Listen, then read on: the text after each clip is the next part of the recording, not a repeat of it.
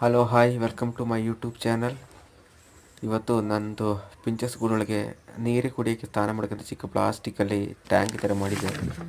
Full leak ಆಯ್ತಾ ಉಂಟು, ಏನು ವಿಷಯ ಅಂತ ಗೊತ್ತಿಲ್ಲ. ಆ ಪ್ಲಾಸ್ಟಿಕ್ಕಿಂತ ಸ್ವಲ್ಪ ಗಟ್ಟಿ ಇರೋ ಪ್ಲಾಸ್ಟಿಕ್ ತಂದಿದ್ದೀನಿ,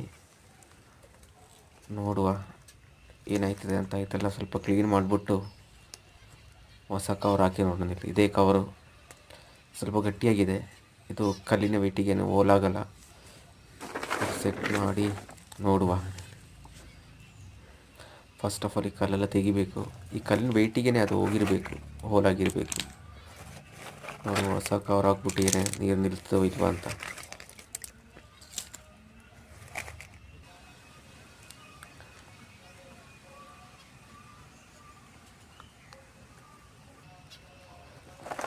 ಹೊಸ ಕವರ್ ಸೆಟ್ ಮಾಡಿದ್ದೀನಿ.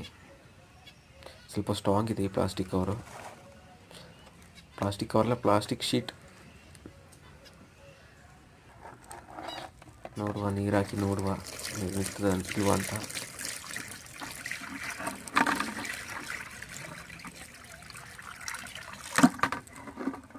ಓಕೆ, ಇದು ಲೀಕ್ ಆಗಲ್ಲ ಕಾಣಿಸ್ತದೆ.